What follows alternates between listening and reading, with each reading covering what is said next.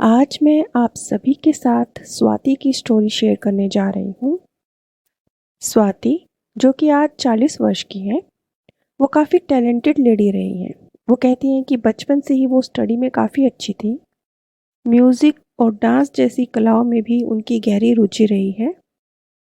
वो कहती हैं कि बचपन में वो 12th क्लास तक जितनी स्टडी में भी और दूसरी कलाओं में भी बेहतरीन रही, तो सबको उनसे बहुत उम्मीदें थी और खुद उनको भी अपने आप से बहुत उम्मीदें थी कि क्योंकि वो हर फील्ड में अच्छा परफॉर्म करती रही हैं, तो वो जीवन में भी आगे जाकर तरक्की करेंगी।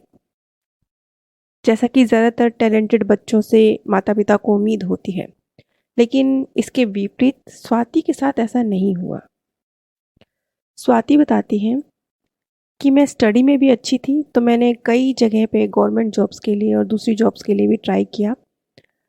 गवर्नमेंट जॉब तो मुझे नहीं मिली, प्राइवेट में मिली, लेकिन मेरी जितना मुझ में क्षमता थी, उससे बहुत नीचे जाकर।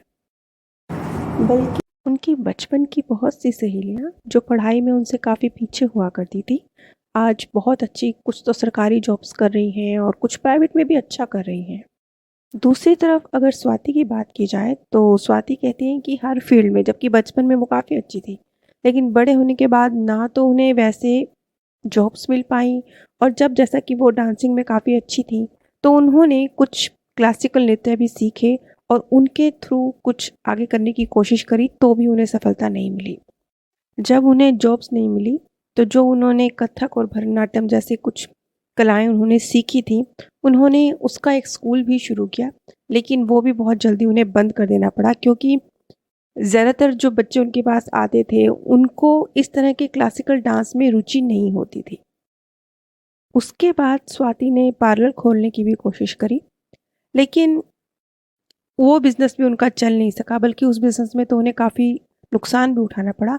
और वो कहती हैं उसी स्थान पर जहाँ पर उन्होंने कभी पार्लर चलाने की कोशिश करी, उसके बाद किसी और को वो दुकान रेंट पे दी गई, वहाँ भी पार्लर ही खुला, जबकि उन्हीं की सब जो उन्होंने सेटिंग करी हुई थी, उसी के बेस पर खुला और वो पार्लर बहुत अच्छा चल रहा है। दूसरी तरफ जब उसी स्थान पर उन्होंने पार्लर खोला, तो उनका काम नहीं चला, बल्कि जो और फिटिंग वगैरह उन्होंने कराई थी, उसका भी नुकसान हुआ। तो अलग-अलग स्थानों पर अलग-अलग तरह से कोशिश करने के बावजूद स्वाति सफल नहीं हो सकी। अब हम स्वाति के पीएलआर पर आते हैं। उन्होंने अपने आप को एक बेहद खूबसूरत, लगभग 30 से 35 वर्ष की, बहुत खूबसूरत और बहुत ही आधुनिक तरीके से सजी-धजी एक महिला के रूप में देखा। वो कहती हैं, मैं बम्बई महानगर में रहती हूँ। मैं बहुत बड़े स्तर पर कपड़े डिज़ाइन करती हूँ, लेकिन मेरे कपड़े सिर्फ उच्च स्तरीय घरों की महिलाओं के लिए ही हैं, क्योंकि वो बहुत महंगे और फैशनेबल हैं। बम्बई शहर में रहने वाले बहुत से बड़े सितारों की पत्नियां भी मेरे कपड़ों की खरीदार हैं। मैं पुरुषों और महिलाएं सभी के लिए कपड़े तैयार करती हूँ। मेरे पास बहुत से गरीब लड़के और लड़कियां काम करते हैं।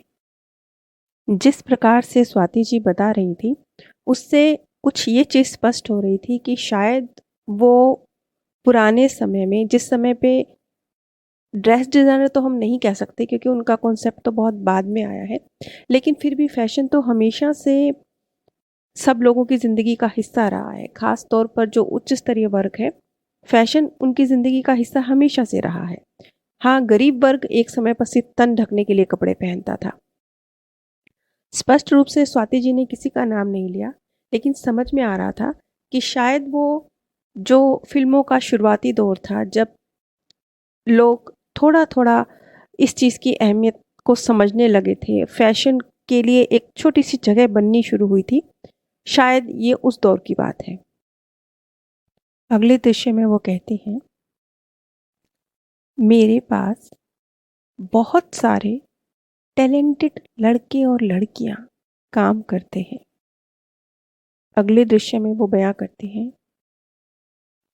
बहुत सुंदर, चमकीली, झालर वाली और सितारों वाली एक बहुत खूबसूरत ड्रेस एक लड़की द्वारा, जो कि मेरे ही पास काम करती है, तैयार की गई है।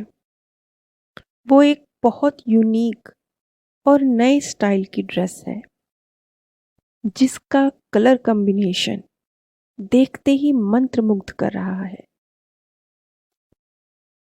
उस खूबसूरत झालर पर हाथ से बारीक कढ़ाई की गई है। बहुत मेहनत से किया गया कढ़ाई का ये काम उस ड्रेस पर चार चांद लगा रहा है। छोटे छोटे मोतियों को उस ड्रेस में ऐसे पिरोया गया है जैसे माला पिरोई जाती है। थोड़ी थोड़ी दूरी पर मोती से छोटे छोटे बहुत खूबसूरत फूल बनाकर टाके गए हैं। ये ड्रेस इतनी खूबसूरत है जो पहली नज़र में देखते ही किसी को भी पसंद आ जाए। आगे वो कहती है, मेरी आंखों में चमक है, लेकिन मेरा चेहरा भाव रहित है। मैंने कहा, हाँ, ठीक है, देखते हैं, शायद ये किसी को पसंद आ जाए। तुम अलग अलग कलर्स में ऐसे 4 पीस और तैयार करो। उनके इस दृश्य से ये समझ में आता है कि किस तरीके से वो अपने ही पास काम करने वाले जो लड़के लड़कियां थीं, उनका शोषण कर रही थी, उनकी कला का शोषण। और किस तरीके से वो उन बच्चियों को जो वो काम कर रही थी और बेहतरीन ड्रेसेस तैयार कर रही थी, वो जो पूरी पूरी रात जागकर कढ़ाई करती थी, मेहनत करती थी, जिनका सारा कला हुनर उसमें इन्वेस्ट होता था, उन चीज़ों का क्रेडिट वो खुद लिया करती थी। और उन लड़कियों का और लड़कों का नाम हटा के जो वो ड्रेस तैयार करने में मेहनत करते थे, उन्हें अपना डिज़ाइन कहकर बेचा करती थी। और उनके सामने मुंह खोलने की ताकत भी किसी को नहीं थी, क्योंकि सब जानते थे कि धन की सारी इन्वेस्टमेंट और नाम की वजह से चीज़ का बिकना उन्हीं के कारण हो रहा है। और ये दौर भी वो था जब, क्योंकि उस समय पर ये माना जाता था कि ये हाथ का काम है तो अनपढ़ वर्ग के लोग करते हैं। तो वो जो बच्चे बच्चियां उनके पास छोटे काम किया करते थे, वो गरीब घरों के अनपढ़ लड़के लड़कियां हुआ करते थे, जिनको वो अपने पास जॉब दिया करती थी। ऐसी स्थिति में तो वैसे भी किसी की बोलने की कोई गुंजाइश नहीं रहती थी, क्योंकि जब आप अनपढ़ हैं, आपके पास ना शिक्षा की पावर है, ना धन की पावर है, तो आप अपनी बात रख भी नहीं सकते। और उस ज़माने में तो आज की तरह कोई सोशल मीडिया या ऐसा कोई प्लेटफ़ॉर्म भी नहीं होता था, जहाँ आप अपनी बात रख सकें। और स्वाति जी अपने आप को एक दूसरों पर कंट्रोल करने वाली, पावरफुल और धनवान लेडी के रूप में देख रही थी, जिनके पास सब कुछ है। सब कुछ मतलब एक दिमाग, धन और पहचान, जिसके ज़रिए वो दूसरों का शोषण कर रही थी। अब हम स्वाति जी के वर्तमान पर आते हैं। तो ये सब के बाद स्वाति जी ने ये चीज़ कबूल करी कि हाँ, इस तरह का कुछ आज भी उनके अंदर है।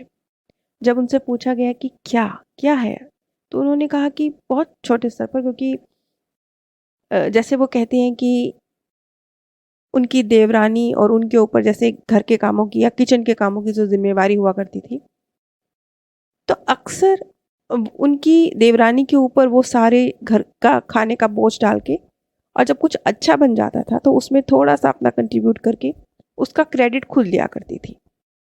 क्योंकि उन्हें अपनी तारीफ सुनना अच्छा लगता था। वो चाहती थी कि उनके खाने की तारीफ हो, उन उनकी उनके हुनर की तारीफ हो।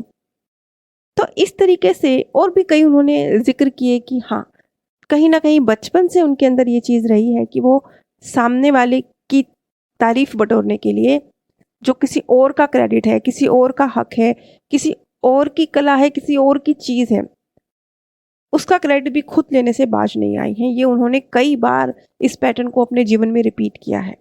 अब से पहले तो उन्होंने इस तरफ ध्यान नहीं दिया था कि उनके अंदर ये चीज़ है। लेकिन अब जब उन्होंने ये सब देखा तो उसके बाद उन्होंने जब अपने जीवन का एनालिसिस किया और एक बार फिर पीछे जाके अपने इसी जीवन को खंगाला तो उन्होंने माना कि उनकी पर्सनैलिटी ऐसी आज भी है। स्वाति जी के इस केस से हम ये चीज़ समझ सकते हैं कि अगर आप कुछ अनफेयर कर रहे हैं तो किसी गलतफहमी में मत रहिए।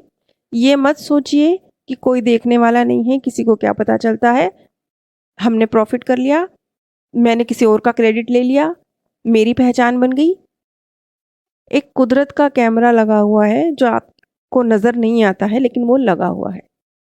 इसलिए किसी का हक मारने से पहले, किसी को दर्द देने से पहले सोचिए कि जब यही चीज़ आपके पास रिटर्न आएगी तो क्या आप तैयार हैं? क्योंकि रिटर्न तो वो आके रहेगी। और ऐसा नहीं है कि अगर आप सीखेंगे नहीं तो ये कुदरत आपका साथ भी देती है। अगर आप सीख जाते हैं तो फिर वो आपको पुश भी करती है, आगे भी बढ़ाती है, आपका साथ भी देती है। ये सिर्फ सज़ा नहीं देती, ये इनाम भी तो देती है। स्वाति जी का केस तो यहीं ख़त्म होता है। स्वाति जी ने जब इन चीज़ों को समझा तो अब उन्होंने अपने अंदर परिवर्तन लाया है और अब एक नई तरीके से चीज़ों को देखना शुरू किया है और जीवन में आगे बढ़ना शुरू किया है। अब हम उम्मीद करते हैं कि इस नई सोच और नए बिलीफ सिस्टम के साथ वो अब आने वाले वक्त में जीवन में तरक्की करेंगी। आप सभी पर परमात्म सौंदर्य, प्रेम और आनंद सदैव बरसता रहे। आप सभी दिव्य परम धाम में स्थान प्राप्त करें। आज मैं आप सभी के